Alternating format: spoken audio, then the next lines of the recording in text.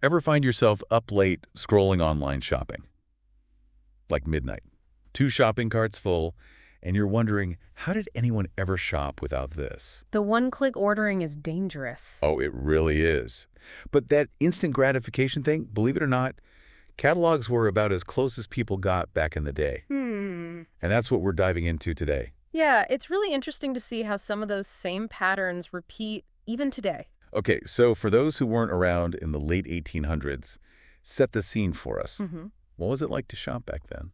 Well, you'd go to your local general store, you'd have limited options, whatever they had in stock. Talk about limited options. Yes. And no online shopping to fill the void. No, not at all. That's where the Sears catalog really made its mark, 1888. BT. It completely revolutionized the way people shopped. So being able to reach people no matter where they were, it gave them a lot more options than they were used to. People must have been floored.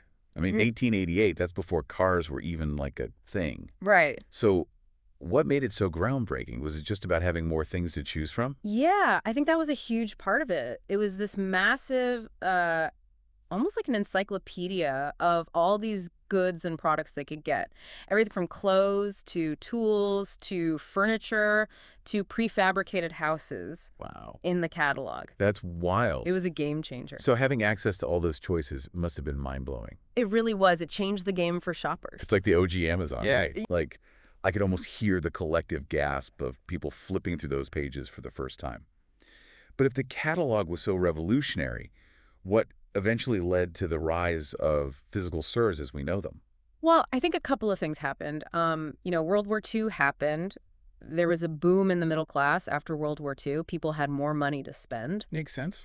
And so there was this surge in consumer spending. So it's kind of like a pendulum swinging back and forth. Yeah. It's like we love convenience, but then we also crave that tangible experience, and then we're back to convenience. And I think the catalog was great, but you couldn't really, you couldn't try things on. You couldn't feel the material. It was all very two-dimensional. Totally. I'm the same way. Like some things I'm fine to buy online, sight unseen. But other things, clothing especially, I really want to see it in person. Try it on, make sure it fits right. Right. And so department stores really capitalized on that. They offered a much more immersive and engaging shopping experience. Department stores were like, I don't know, the original shopping mall in a way. Yeah. So it was a destination. And with those physical stores, the role of the salesperson really started to evolve, right? Tell me about that. Yeah. It's a complete 180 from the catalog era. Then it was all about the catalog being a silent salesperson. What changed? Yeah, salespeople in physical stores, they weren't just there to ring you up. They provided, advice and guidance and that personal touch you couldn't get from a catalog. Right, exactly. Someone to answer your questions. For sure.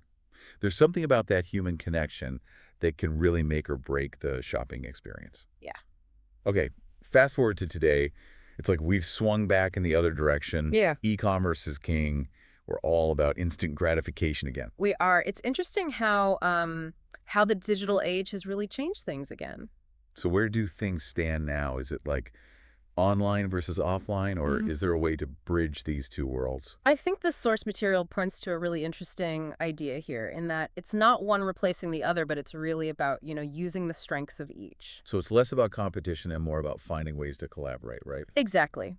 Because physical stores offer something that e-commerce, no matter how fancy the website gets, they can't replicate. And what's that? That tangible, that human element of it. That makes sense. I mean, you can read product descriptions online all day long, Yeah. but sometimes you just need that real-time interaction with a person Absolutely. to answer your questions or offer suggestions.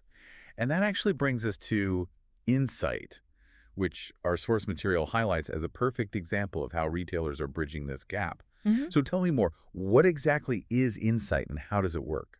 So Insight is basically a training and communication platform that's specifically designed for retail associates. And it's really to give them, to equip them with the tools they need in this digital age. So let's say a customer walks in and they're looking at something on their phone Yeah, okay. that they saw online. Insight would give that associate all of the information they need to be able to help them. So it's kind of like giving superpowers to those in-store experts. Yeah, like product details, reviews, inventory levels, so they can provide, again, that really informed service to the customer. That's incredible. It really does seem like we're moving toward a retail landscape that blends the best of both worlds. Yeah. That convenience of online research, but with the personalized guidance of an expert right there in the store with you. We've come a long way from those early catalogs, haven't we? We have. And who knows what's next? Exactly. And that's something to ponder. What will the retail landscape look like 10, 20 years from now? Will we all be shopping in the metaverse? Will we have personal shopper robots? Only time will tell. But one thing's for sure, the retail world never stands still, and we're along for the ride. Thanks for diving deep with us today.